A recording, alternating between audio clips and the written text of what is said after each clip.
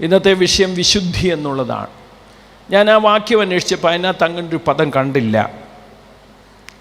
തങ്ങളുടെ ദുർമാർഗങ്ങളെ വിട്ടുതിരിഞ്ഞ് എന്ന് കാണുന്നു. അപ്പം ദുർമാർഗങ്ങളെ വിട്ടുതിരിയുന്നതാണ് സാക്ഷാൽ വിശുദ്ധി.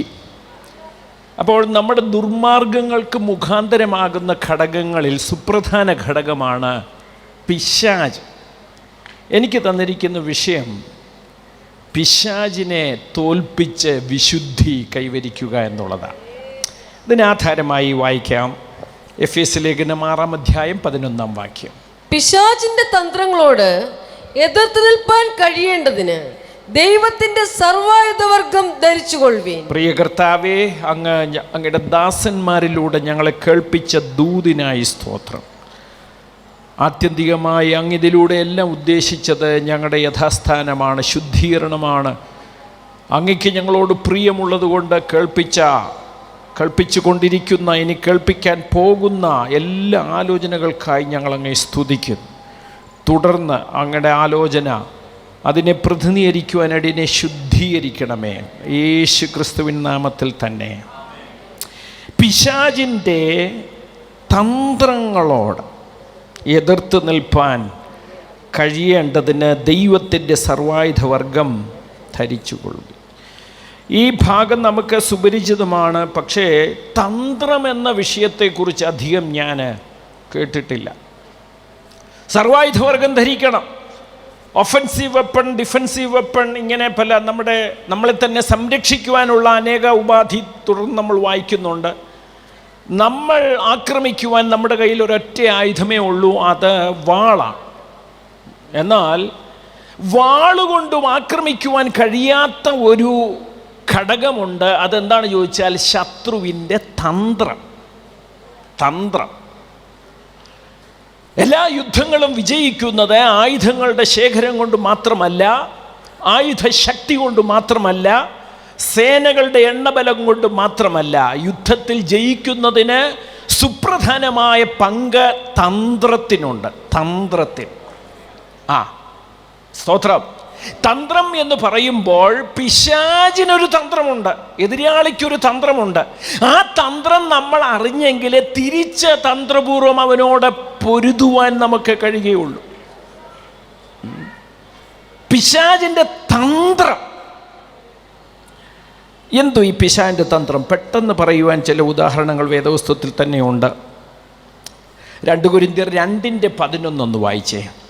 സാത്താൻ നമ്മെ തോൽപ്പിക്കരുത്, അവന്റെ തന്ത്രങ്ങളെ നാം അറിയാത്തവരല്ലല്ലോ. എപ്പോഴാണിത് പൗലോസ് എഴുതിയത്? എന്തിനാണിത് എഴുതിയത്? വിഷയം ഇത്രയേ ഉള്ളൂ. ആദ്യത്തെ ലേഖനം എഴുതാൻ നേരത്തെ കൊരിന്ത്യരെ അഭിസംബോധന ചെയ്ത് പല കാര്യങ്ങൾ പറഞ്ഞു. ആ കൂട്ടത്തിൽ ദുർനടപ്പുള്ള ഒരുത്തൻ.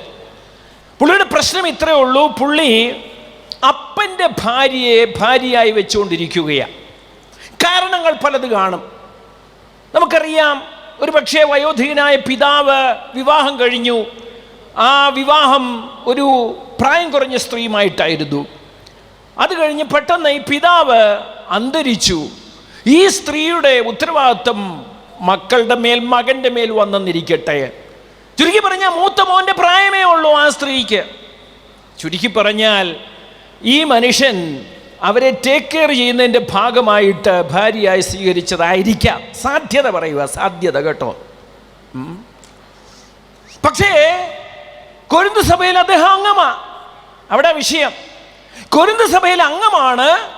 അദ്ദേഹത്തിൻ്റെ ഭാര്യ എന്ന് പറയുന്ന ആൾ നേരത്തെ തൻ്റെ പിതാവിൻ്റെ ഭാര്യയായിരുന്നു.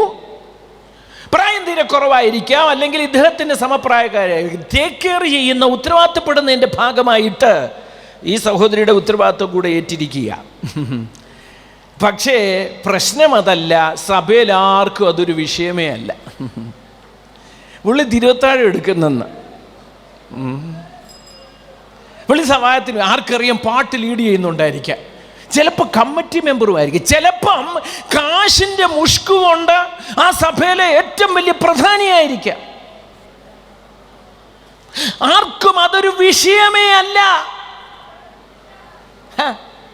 അപ്പോസ്തലനായ പൗലോസിന്റെ ചെവിയിലെത്തി ഇങ്ങനെ ഒരാൾ ആ സഭയിലുണ്ടെന്ന്. പാപം ജീവിതത്തിൽ അശുദ്ധി ജീവിതത്തിൽ, ദുർനടപ്പ് ജീവിതത്തിൽ. പക്ഷേ ആർക്കും അത് വിഷയമല്ല. അത് നാട്ടു നടപ്പ്. ആ മനുഷ്യനൊരു നല്ല കാര്യം ചെയ്യുമല്ലോ, പുള്ളിയുടെ ആ മനസ്ഥിതി ഒന്ന് നോക്കിക്ക്. ആ സ്ത്രീയെ വിധവയാണെന്നും പറഞ്ഞു വിടാതെ അവരുടെ കാര്യത്തിന് ഉത്തരവാദിത്തപ്പെടുന്നു. എന്ത് നന്നായിട്ട് ഉത്തരവാദിത്തപ്പെടുന്നു എന്നൊക്കെ പറഞ്ഞ് അത് ലഘുവായി കാണുന്നു. പൗലോസ് പറഞ്ഞു, ജാതികളിൽ പോലും ഇല്ലാത്ത ദുർനടപ്പാത്. പെന്തക്കോസ്തുകാരാ, ഹേ ദൈവമകനെന്ന് അവകാശപ്പെടുന്നവനെ, നമ്മൾ ലഘുവായി കാണുന്ന പാപങ്ങൾ ഇന്ന് എത്രയധികം. കള്ളം പറയുന്നത് ഒരു വിഷയമല്ല, ദുർനടപ്പ് ഒരു വിഷയമല്ല, ദ്രവ്യാഗ്രഹം ഒരു വിഷയമല്ല. Praise God. എല്ലാം അങ്ങ് ലഘുവായി കാണുകയാ. പക്ഷെ PM വിളിപ്പുണ്ടായിരുന്ന കാലത്ത് കൂടെ ആ ദൈവദാസൻ പറയുന്നത് ഞാൻ കേട്ടിട്ടുണ്ട്, പാപത്തെ പാപമെന്ന് പറയണം. Praise God. അതിനുള്ള നട്ടെല്ല് വേണം. Praise God. ദൈവമക്കളെ, ദൈവം നമ്മെ വിളിച്ചിരിക്കുന്നത് അശുദ്ധിക്കല്ല, വിശുദ്ധിക്ക.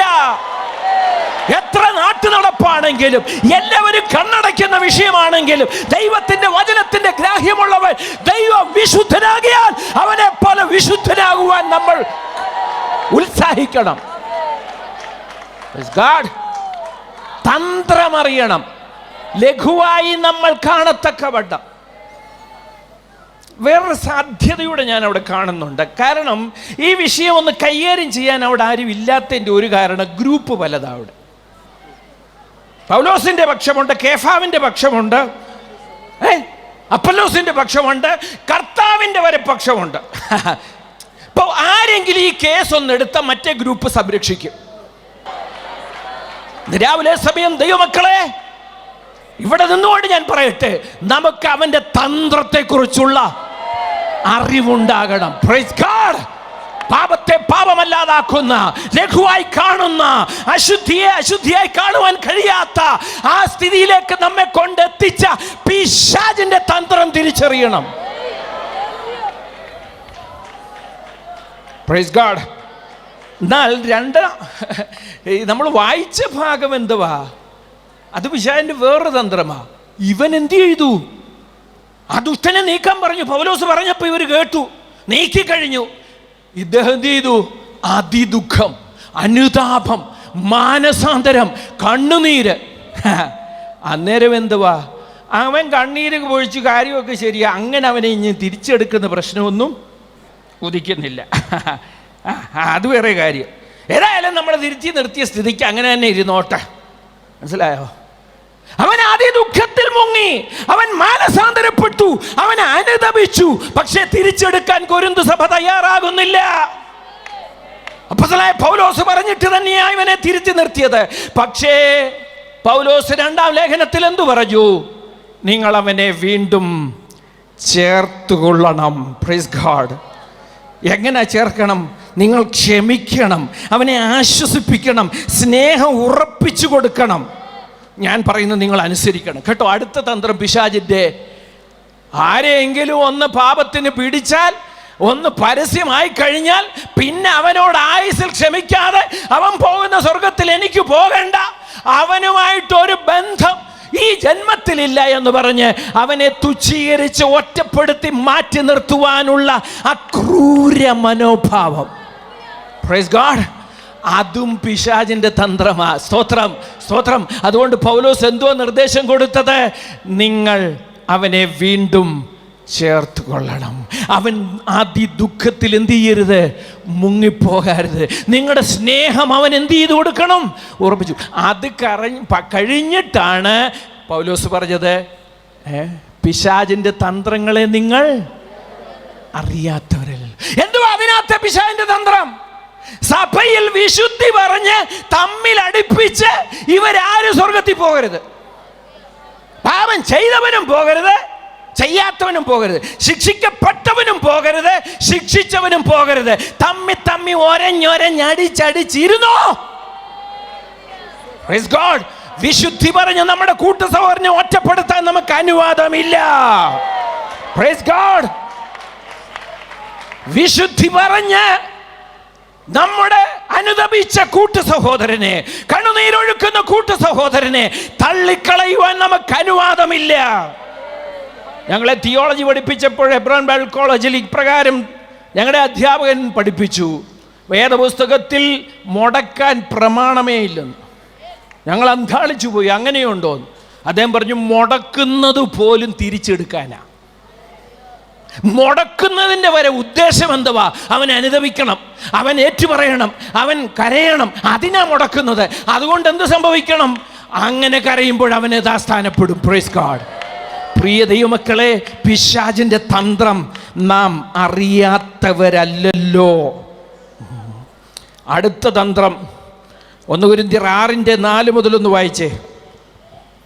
എന്നാൽ നിങ്ങൾക്ക് ഐഹിക കാര്യങ്ങളെ കുറിച്ച് വ്യവഹാരമുണ്ടെങ്കിൽ വിധിപ്പാൻ സഭ ഗണ്യമാക്കാത്തവരെ ഇരുത്തുന്നുവോ? നിങ്ങൾക്കു ലജ്ജയ്ക്കായി ഞാൻ ചോദിക്കുന്നു, ഇങ്ങനെ സഹോദരന്മാർക്കു മധ്യേ കാര്യം തീർപ്പാൻ പ്രാപ്തിയുള്ള ഒരു ജ്ഞാനിയും നിങ്ങളുടെ ഇടയിൽ ഇല്ലയോ? സഹോദരൻ സഹോദരനോട് വ്യവഹരിക്കുന്നു, കാര്യം തീർപ്പാൻ പ്രാപ്തിയുള്ള ഒരു ജ്ഞാനി നിങ്ങളുടെ ഇടയിൽ ഇല്ല. എന്തുവാ അടുത്ത തന്ത്രം? പരിഹരിക്കേണ്ടത് പോലെ പരിഹരിക്കാതിരുന്നത് കൊണ്ട്, അന്യായം സഹിക്കാതിരുന്നത് കൊണ്ട് ലോക മനുഷ്യരുടെ മുമ്പിൽ ചെന്ന് വ്യവഹാരത്തിൽ ഏർപ്പെടുന്നു. അല്പസമയം ധ്യാനിച്ചപ്പം എനിക്ക് ഒരു ചിന്ത ഇപ്രകാരം ഉണ്ടായി കേട്ടോ. ദൈവമക്കൾ ക്ഷമിക്കണം, അത് തെറ്റാണെങ്കിൽ. ഇവനെന്തുകൊണ്ടാണ് കേസിന് പോയത്? എന്തിനാ വ്യവഹരിക്കാൻ പോയത്? റീസൺ ഇത്രയേ ഉള്ളൂ, ഈ സഭയിൽ ഗ്രൂപ്പ് പലതാ.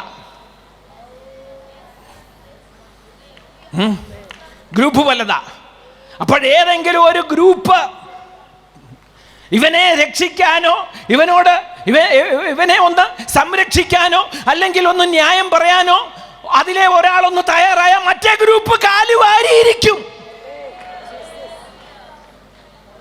മനസ്സിലായോ? ഒരു അധ്യക്ഷനില്ല. കാര്യമെന്നാ? ഏതെങ്കിലും ഒരു അധ്യക്ഷനുണ്ട്, അധ്യക്ഷന് ഒരു ഗ്രൂപ്പിൽ പെടുക. ന്യായം പറയുവാൻ, വിധിന്യായം പറയുവാൻ ഏവർക്കും സ്വീകാര്യനായ ഒരു ന്യായാധിപതി ഇല്ല. ആ ന്യായാധിപൻ ന്യായം നന്നായി പറഞ്ഞാൽ പോലും ആ ന്യായാധിപൻ എതിർ ഗ്രൂപ്പിൽപ്പെട്ടവൻ എന്ത് ചെയ്തിരിക്കും? അതിനെ എതിർത്തിരിക്കും. അതുകൊണ്ട് നിസ്സഹായരായി വ്യവഹാരമുള്ളവൻ എവിടോട്ട് പോയി? കോടതിയിൽ വ്യവഹരിക്കുവാൻ പോയി.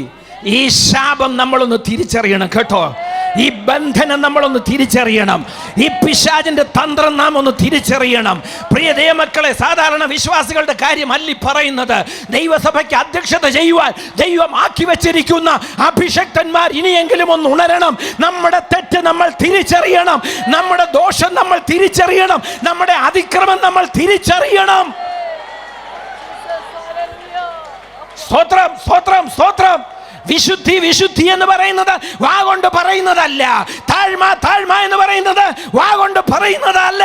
പകരം ജീവിതം കൊണ്ട് തെളിയിക്കണം.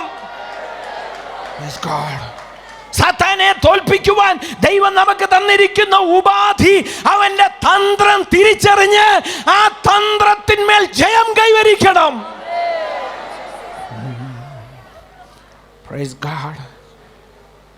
രാഷ്ട്രീയ സ്വാധീനം നിമിത്തം, കോടതി മിഖാനിയോ ആൾബലം കൊണ്ടോ സാമ്പത്തിക ശേഷി കൊണ്ടോ നാം നേടുകയില്ല, ഒന്നും നേടുകയില്ല. Praise God. നേടുവാൻ ദൈവം നമുക്ക് തന്നിരിക്കുന്ന ഉപാധി ക്ഷമിക്കുവാൻ തയ്യാറാകുക എന്നുള്ളതാ. സ്തോത്രം. നമ്മുടെ പാർട്ടി സ്പിരിറ്റ് അവസാനിപ്പിക്കുക എന്നുള്ളതാ. തന്ത്രം 4, 1 കൊരിന്ത്യർ 11:29. തിന്നുകയും കുടിക്കുകയും ചെയ്യുന്നവൻ ശരീരത്തെ വിവേചിക്കാഞ്ഞാൽ തനിക്ക് ശിക്ഷാവിധി തിന്നുകയും കുടിക്കുകയും ചെയ്യുന്നു.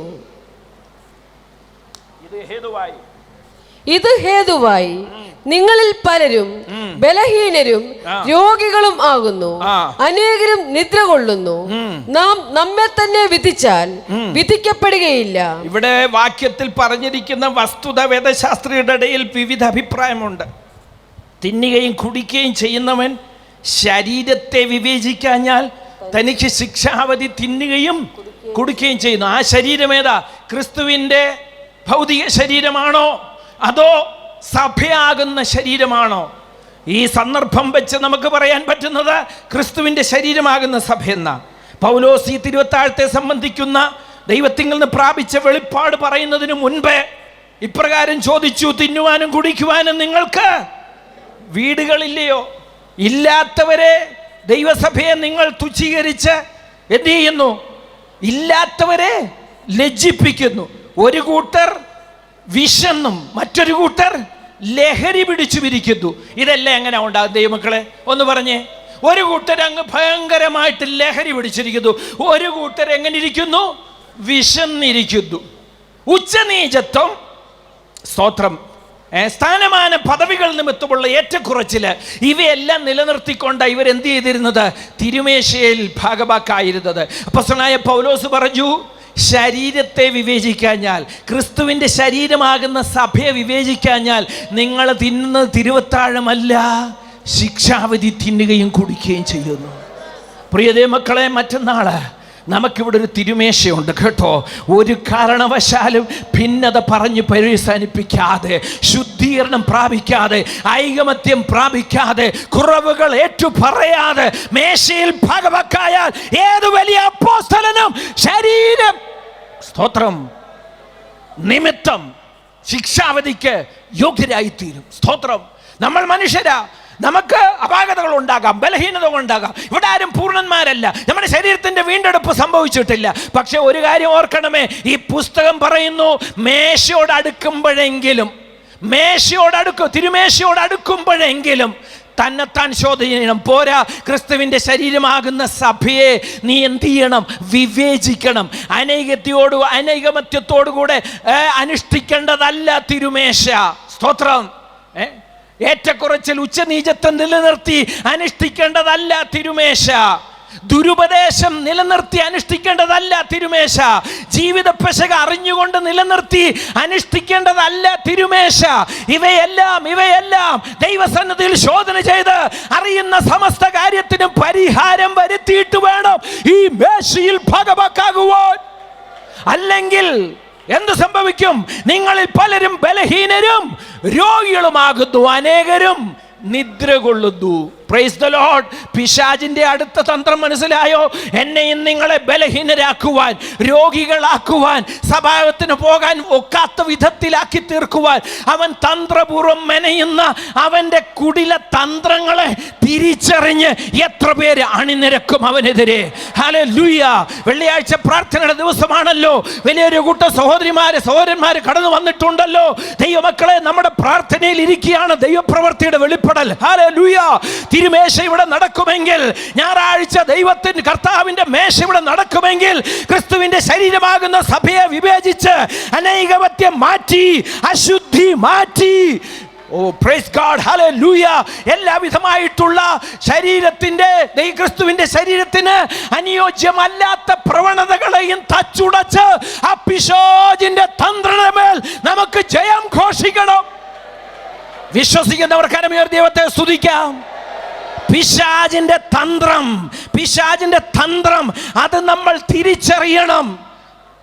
പൗലോസ് പറഞ്ഞു, അറിയാത്തവരല്ലല്ലോ. കൊരിന്തിലെ ദുഷ്ടനെ വരെ സ്വർഗത്തിൽ വിടുവാൻ ദൈവത്തിന് പദ്ധതിയുണ്ട് കേട്ടോ. സ്തോത്രം. എങ്ങനെ? അനുദപിക്കുമ്പോൾ. ഇവൻ ശിക്ഷിച്ചപ്പോൾ പോലും ഒരു പദം ഇങ്ങനെ ഉണ്ട്: ആത്മാവ് രക്ഷപ്പെടേണ്ടതിന് അവൻ്റെ ജഡത്തെ ജഡസംഹാരത്തിനായി സാത്താനെ ഏൽപ്പിക്കുന്നുവെന്ന്. Praise God. അവിടെ പോലും കർത്താവിന് അവൻ്റെ ആത്മാവ് അങ്ങ് ചെല്ലണമെന്ന് ആഗ്രഹമുണ്ട്. തിരുമേശയിൽ പോലും ഉപയോഗിച്ച പദം നിദ്ര എന്ന. എന്താ ഉദ്ദേശം? വിശുദ്ധന്മാർക്കേ ഉള്ളൂ നിദ്ര കേട്ടോ. സ്തോത്രം. നമ്മളുടെ പാപം നിമിത്തം, നമ്മുടെ അനൈക്യത നിമിത്തം, നമ്മുടെ പാർട്ടി സ്പിരിറ്റ് നിമിത്തം, നമ്മുടെ തമ്മിലുള്ള സ്നേഹക്കുറവ് നിമിത്തം, ക്ഷമിക്കാൻ കഴിയാത്ത നിമിത്തം, ബലഹീനത, രോഗം, നിദ്ര വരെ ഉണ്ടായി ശിക്ഷിക്കപ്പെടുവാൻ ഇടയാകാതെ വണ്ണം നാം അനുഗ്രഹിക്കുന്ന അനുഗ്രഹപാത്രമായി അത് ഭവിക്കണം. സ്തോത്രം. അതിനെന്തു വേണം? അവൻ്റെ തന്ത്രം തിരിച്ചറിയണം. ഇന്ത്യ പെന്തക്കോസ്ത് ദൈവസഭയ്ക്കെതിരെ വ്യാപരിക്കുന്ന ദുഷ്ടവ്യാപാരത്തെ, അവന്റെ തന്ത്രത്തെ ഇന്ന് പകൽക്കാലം പ്രാർത്ഥനയ്ക്കായി കടന്നു വന്ന ദൈവസന്നിധിയിൽ കൂടി വന്ന് നമ്മൾ ഒരുമിച്ച് ശാസിച്ച് ഫൽസിച്ചകറ്റണം. സ്തോത്രം. അവന്റെ തന്ത്രത്തെ ഫൽസിക്കണം. ഹേ പിശാചേ, നിനക്ക് ഞങ്ങളെ അനൈകമത്യത്തിൽ നിലനിർത്തുവാൻ കഴിയുകയില്ല. നിനക്ക് ഞങ്ങളെ പാർട്ടി സ്പിരിറ്റിൽ നിലനിർത്തുവാൻ കഴിയുകയില്ല. നിനക്ക് ഞങ്ങളെ ധനത്തിന്റെ വഞ്ചനയിൽ കുടുക്കി നിർത്തുവാൻ കഴിയുകയില്ല. നിനക്ക് ഞങ്ങളെ തമ്മിൽ ക്ഷമിക്കാതെ ജീവിക്കുവാൻ ഇടവരുത്തുന്ന വിധത്തിൽ നിലനിർത്തുവാൻ കഴിയുകയില്ല. ഞങ്ങൾക്ക് നിന്റെ തന്ത്രം മനസ്സിലായി. ഞങ്ങൾ അതുകൊണ്ട് തന്നെ നിന്റെ മേൽ ജയം നേടും. ദൈവം സഭയ്ക്കാക്കി വെച്ച അപ്പോസ്തലന്മാരുണ്ട്, അധ്യക്ഷന്മാരുണ്ട്. അവർ നിസ്സഹായരായി തീരുന്ന സ്ഥിതിയുണ്ട്. എന്തുകൊണ്ട്? ഒന്നൊക്കുമ്പോ ഒന്നൊക്കുന്നില്ല. ഒന്ന് ശരിപ്പെടുത്താൻ ശ്രമിക്കുമ്പോൾ മറ്റൊന്ന് ശരിയാകുന്നില്ല. വിഷയമെന്ത്? പിശാച് തന്ത്രപൂർവ്വം ദൈവസഭയിൽ കടന്ന് ഛിന്ന ഭിന്ന വ്യാപാരം അയച്ചുകൊണ്ടിരിക്കുന്നത് കൊണ്ട് ഇന്ന് രാവിലെ സമയം വിശുദ്ധന്മാരെ നമുക്ക് ബന്ധനം അഴിക്കാം.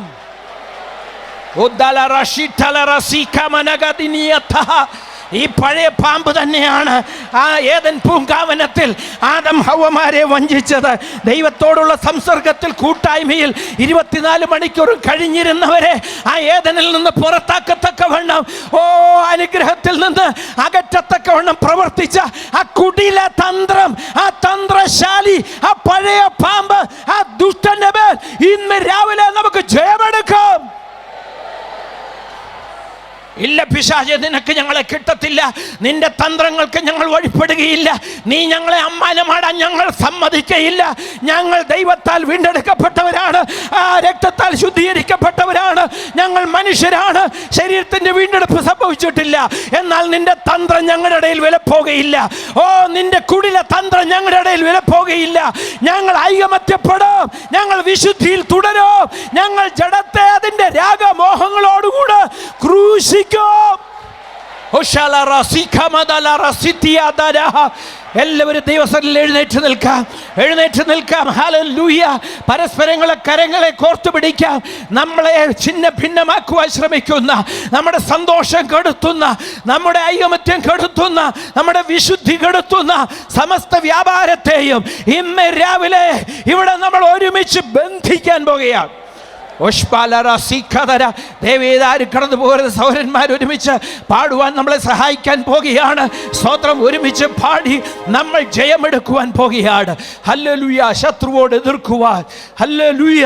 ദൈവം നമുക്ക് തന്ന ഉപാധി: 1 യേശുവിൻ്റെ രക്തം, 2 ദൈവത്തിൻ്റെ വചനം, 3 പരിശുദ്ധാത്മാവ്. ഹല്ലേലൂയ. ഇവ 3 നമുക്ക് സഹായമായിട്ട് ഇവിടെയുണ്ട്. ദൈവത്തിൻ്റെ വചനം നാം കേട്ടു. യേശുവിൻ്റെ രക്തം ഏത് സമയം സുലഭമായി ലഭ്യമാണ്. പ്രാർത്ഥിക്കാൻ ഏറ്റെടുക്കുവാൻ സന്നദ്ധരായവർക്ക് വേണ്ടി ആ രക്തം ലഭ്യമാണ്. പരിശുദ്ധാത്മാവ് അന്തരംഗത്തിൽ ഇരുന്ന് ക്രിയ ചെയ്ത് നമ്മെ നവീകരിക്കുന്നതാണ്. ഇന്ന് രാവിലെ സമയം അവന്റെ തന്ത്രം തിരിച്ചറിഞ്ഞ് സഭയെ കാർന്നു തല്ലുന്ന സമസ്ത പൈശാചിക ക്രിയകളെയും ഇന്ന് രാവിലെ ഐകമത്യപ്പെട്ട് നമുക്ക് ബന്ധിച്ച് ശാസിച്ച് ദൂരത്തകറ്റണം.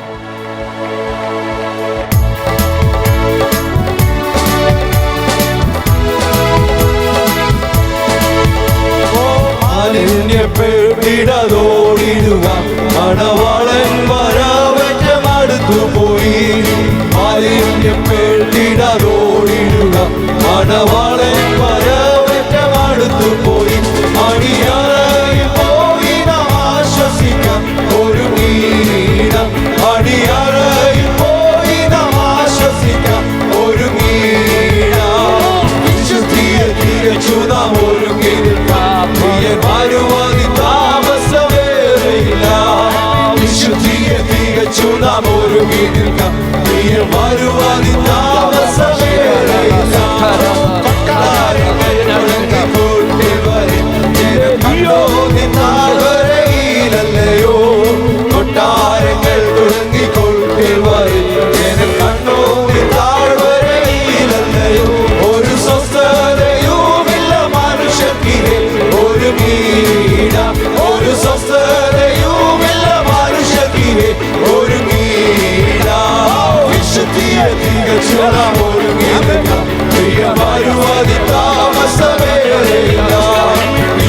വിശുദ്ധിയെ തികച്ചു നാം ഒരുങ്ങി നിൽക്കാം. പ്രിയ വരുവാതിൽ താമസമേറെയില്ല.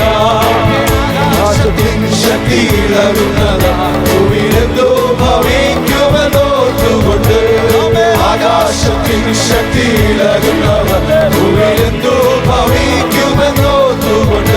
ജനം പേടിച്ചു നിർജീവരായിടുന്നു ഒരുങ്ങിയിടാം. ജനം പേടിച്ചു നിർജീവരായിടുന്നു ഒരുങ്ങിയിടാം. വിശുദ്ധിയെ തികച്ചു നാം ഒരുങ്ങി നിൽക്കാം. പ്രിയ വരുവാതിൽ താമസമേറെയില്ല. വിശുദ്ധിയെ തികച്ചു നാം ഒരുങ്ങി നിൽക്കാം. പ്രിയ വരുവാതിൽ താമസമേറെയില്ല. ായി വന്നിടുകയും അതിനായിരം പേർ സുന്ദരനായി വന്നിടുകയും അതിനായിരം പേർ സുന്ദരന തന്റെ കോമള രൂപം കണ്ടാനന്ദിപ്പാൻ ഒരുങ്ങിയിടാം. തന്റെ കോമള രൂപം കണ്ടാനന്ദിപ്പാൻ ഒരുങ്ങിയിടാം. വിശുദ്ധിയെ തികച്ചു നാം ഒരുങ്ങി നിൽക്കാം. പ്രിയ വരുവാതിൽ താമസമേറെയില്ല. വിശുദ്ധിയെ തികച്ചു നാം ഒരുങ്ങി നിൽക്കാം. പ്രിയ വരുവാതിൽ താമസമേറെയില്ല. മാലിന്യപ്പെട്ടിടാതോടിടുക മണവാളൻ വരവേറ്റമടുത്തു പോയി. മാലിന്യപ്പെട്ടിടാതോടിടുക മണവാളൻ വരവേറ്റമടുത്തു പോയി. മണിയറയിൽ പോയി നാം ആശ്വസിക്കാം ഒരുങ്ങിയിടാം. മണിയറയിൽ പോയി നാം ആശ്വസിക്കാം ഒരുങ്ങിയിടാം. വിശുദ്ധിയെ തികച്ചു നാം ഒരുങ്ങി നിൽക്കാം. പ്രിയ വരുവാതിൽ താമസമേറെയില്ല. വിശുദ്ധിയെ തികച്ചു നാം ഒരുങ്ങി നിൽക്കാം. പ്രിയ വരുവാതിൽ താമസമേറെയില്ല. മണവാളൻ വരവേറ്റമടുത്തു പോയി. മാലിന്യപ്പെട്ടിടാതോടിടുക മണവാളൻ വരവേറ്റമടുത്തു പോയി. മണിയറയിൽ പോയി നാം ആശ്വസിപ്പാൻ ഒരുങ്ങിയിടാം. മണിയറയിൽ പോയി നാം ആശ്വസിപ്പാൻ ഒരുങ്ങിയിടാം. വിശുദ്ധിയെ തികച്ചു നാം ആശ്വസിപ്പാൻ ഒരുങ്ങിയിടാം. തികച്ചു നാം ഒരുങ്ങി നിൽക്കും. പ്രിയ വരുവാതിൽ താമസമേറെയില്ല. വിശുദ്ധിയെ തികച്ചു നാം ഒരുങ്ങി നിൽക്കും. പ്രിയ വരുവാതിൽ